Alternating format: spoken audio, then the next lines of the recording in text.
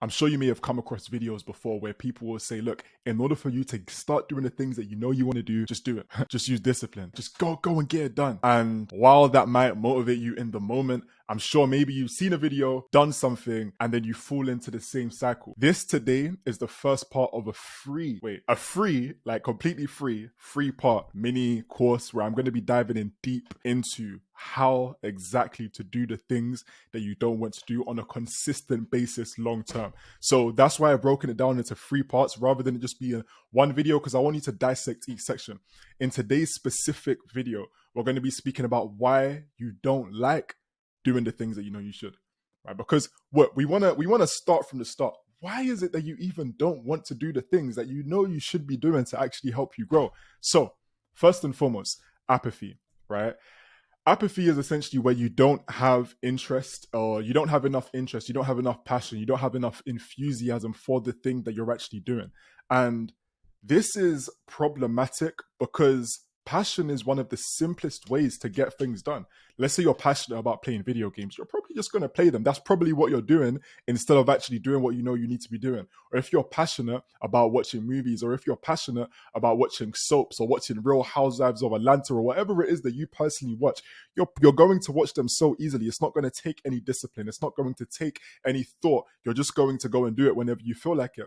But the thing is that the mistake that a lot of people make is thinking that what you do, right, for your career or for, in fact, whatever area of your life it is that you want to excel in, even if it's fitness, whatever it is, you can also be passionate about these things. People love to think that these things need to be hard. They love to think that the way they make money or the way that they get fitness, get their fitness in shape, needs to be some difficult thing that they don't like, but they just discipline themselves to do it. What is the purpose in thinking that way? It's just going to create extra friction for no reason. On the flip side, imagine if you can genuinely build passion for whatever it is that you're doing. You're going to find the process so much effortless, which again is why I'm speaking about these things, right?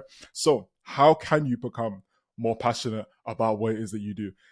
Okay, this is obviously a big question, right? But one of the ways is to really just look at the intricate details of the thing that you're actually doing. What do I mean? Let's say, for example, you are working on a new, let's say a new job, right? Let's say you've started a job, maybe not new. A lot of the times when it's new, you're all excited anyways. Let's say you've been in the job for a few months and you really want to progress in that specific career, and you're really just starting to get bored. You're really not passionate about the job anymore. Here's what I want you to do. Start looking at the smallest things that you could advance your knowledge on more. Because part of the reason why you're not passionate may be because you don't feel a sense of progression.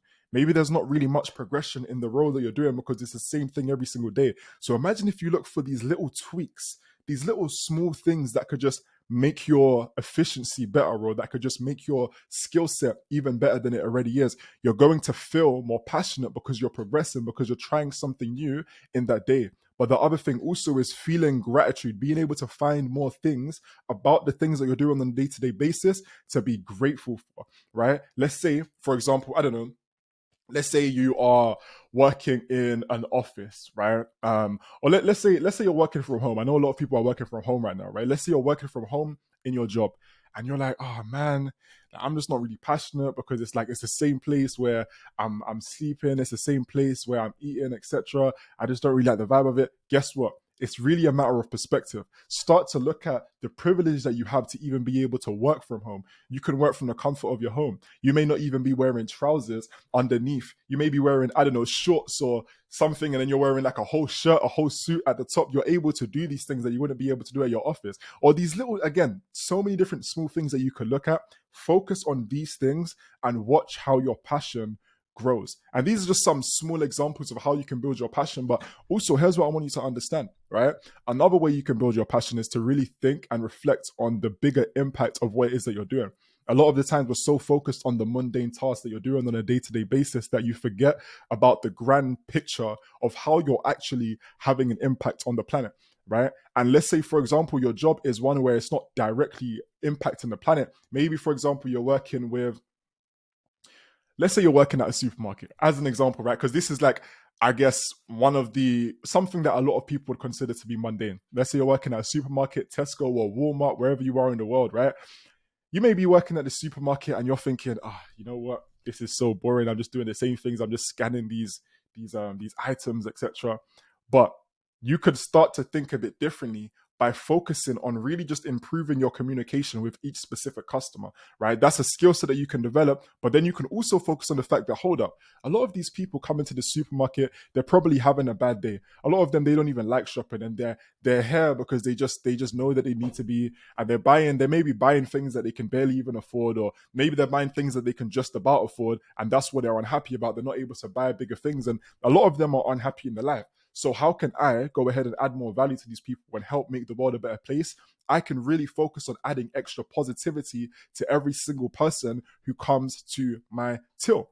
As you're thinking like that, you're naturally going to become a lot more passionate about what it is that you're doing, right? Now, on the flip side, that sometimes, as I said here, sometimes switching vehicles is indeed okay, right? Sometimes it makes sense. Like, it's not like, oh no, just continue doing the thing that you're doing, even if you're not really passionate about it, and just find these little tweaks. Yes, find these little tweaks, at least in the immediate term. But if you've really reflected deeply and you found that what you're doing, you're not able to be passionate about it. Maybe it's a business that you've started and like, you know what, I'm really just not passionate about this. I can never get myself to do it. Part of the reason, as I said, could be because you're just not passionate. You have apathy for it. And sometimes that is okay. There's a lot of different businesses. There's a lot of different ventures that you can dive into that are going to bring you the same level of fulfillment that you imagine in your head. The goals that you actually have, they're going to be able to help you achieve these things. So sometimes it's okay to switch, right? Just because maybe you study something for a few months or whatever it is, look, understand that if you're not passionate about it, it's going to make it a lot harder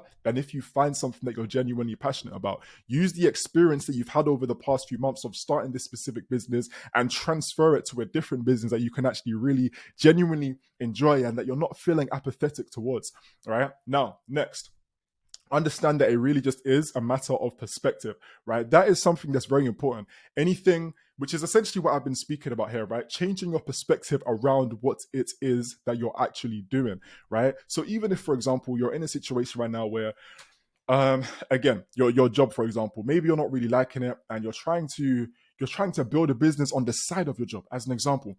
But every time you get to the point of building your business, because you've had so much boredom and so much energy drain during your day because you really despise your job, when it gets round to doing your business, like there's people that I've worked with like over the years that have told me things like this, where it's like they're trying to build a business on the side of what it is that they're currently already doing, but by the time they get home, they are so drained. And one of the things that really helps them, as I shared this information with them, was really, look, I said to them, look, here's what you want to do. Focus on building that passion. It's a matter of perspective. Focus on finding the things that you can be grateful for in your job. Example, you're working with the NHS, you're working as a doctor.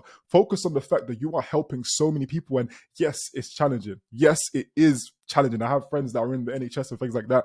And it's a challenging role working as a doctor, right? But if you're coming home every single day and you're so drained because you despise it, you want to be able to find some kind of way to love it so that you still have your energy at the end of the day to focus on that business that you really love, right? And again, look, at the end of the day, as I said, it is a matter of perspective. There are different ways of going about it. But if you are feeling drained when you come home from work, that's what I would suggest. On the flip side, some people would use that disposition, no, that's not the right word, that despising, I don't know if that's the right word or not, but you know what I mean, right? That despising of their role to actually inspire them to work harder on their business, that's fair enough as well, so long as you have the passion to actually do what it is that you actually want to do. Now, that's the apathy topic covered. Now, next we're going to be speaking about lack of belief. Listen, and by the way, so make sure you stay tuned, turn on post notifications for my channel, because next week we are going to be diving into more detail on different topics, right? As I said, this is part of a 3-part course, a 3-part series for completely free for you guys. There's nothing being pitched. I wanted to dive in deep into this specific topic because I know it will help a lot of people, and I'm also testing a new kind of content strategy. So let me know your thoughts in the comments. But with that being said, on to the next point: lack of belief / self-doubt. Now, this is a big one. One of the reasons why you're not motivated to actually do the things that you know you want to do is because you don't believe that this is something that is actually going to pay off. So you'd rather spend your time doing something that you know for a fact is going to give you pleasure. Let me explain. you want to build that business. As an example, I keep speaking about business. Let's speak about something else, right? You want to get in shape. You want to get in shape in the gym. Maybe you want to lose weight. Maybe you want to gain muscle, whatever it is, right? Now, you don't have the belief in yourself that you could be in a shape as some of these other people that you're seeing on Instagram or social media or that you know in person. For some reason, you don't believe in yourself enough, right? And as a result, you say to yourself, you know what? At least if I eat this cheeseburger, I know it's going to bring me pleasure. If I go to the gym, it's going to give me pain. Or if I go on the treadmill, or if I eat these Brussels sprouts and broccoli or lentils, right? If I eat these foods that are actually healthy for me, I'm not really going to enjoy it as much. And I don't even know if the results are going to pay off. So I might as well not even do it. Now, this is a massive, massive, massive, I mean, it's not necessarily a mistake. When you think about it, it is quite a logical thought process. But what we really want to do is build that belief in yourself. Understand, look, why on earth? Ask yourself, why would you not be able to do that thing? Why would you not be able to get in shape? So many other people are getting in shape. Why would you not be able to do it? Look at other people's transformations of how they've gone from that to this. Look at other people's journeys in business on how they've gone from that to this. Look at other people in the job that you're in where you want to go to the top of the company, how they went from starting to where they are right now. And understand that there's nothing different from them except for a perception and except for an understanding that they've been able to develop over the years, the experience that they've developed over the years. But at one point, they didn't know, right? They didn't know what they were doing, just like yourself. So now, with that being said, the other thing that you could do to build your belief is study your craft. Right, as you study your craft, which you kind of alluded to a little bit earlier about just studying the intricacies, but that was more so from a perspective to help you build passion. But if you study your craft, look, confidence really comes from studying your craft. Confidence comes from getting better at what it is that you're actually doing, right? That is part of how to build confidence, I should say. Look, imagine this, right? Let's say, for example, you know for a fact that you know what you're doing at the gym. You've watched a lot of gym videos, right? Or you know for a fact that you know what you're doing with your business because you've gone through multiple courses, or even just one course. You've gone through a course, you found a mentor who's been guiding you along the process, and you understand the steps that they've taken to get to where they are. So you understand how to do it yourself, right? Why on earth would you not be confident? So study your craft. Study your craft. The more you can study, the better to a certain extent. But that's a whole different conversation for another day. So subscribe. Maybe we'll speak about that another time. Now, another thing you could do is actually surround yourself around people who do believe in you, right? Surround yourself around people who not only believe in you, but want to see you succeed. Some people will believe in you, and that's why they actually become haters, which is crazy, right? People look at you, you know what? I know this person's going to do good things, so let me try and hate on them so that they don't, right? So make sure you're surrounding yourself with people that actually do believe in you and encourage you to grow, encourage you to do better. Like me personally, I'm super grateful for all of my close friends who really believe in me, and they always, you know what I'm saying, like dropping extra positivity into my life just on a random occasion. And that is great. Like that really does help you maintain that belief in yourself. Even when you do already have belief in yourself, it helps a lot. Now, this isn't essential. In fact, last week's video, right? I'll link the video at the top on one of the sides, right? At the top right where you're watching this, right? You're going to see a card. It's going to be the link to last week's video where I spoke in detail about exactly how you can build your belief and confidence in yourself, how you can stop having this self-doubt. One of the things I did mention is that how to actually build belief without even having people around you that believe in you. So go ahead and check that video. I won't dive into the topic too much right now because, as I said, I did speak about that just last week. Now, I also spoke about this topic last week, so I'm going to leave that there for you guys to go and watch. Right now, wrapping up this video, let's speak about the procrastination habit. This is another challenge because ultimately, look, what is it when we are not wanting to do the things that we want to do? A lot of the times it may be procrastination, but why are we procrastinating? A lot of the times it's not even anything specific. It's not even, a lack of apathy. It's not even, a lack of belief.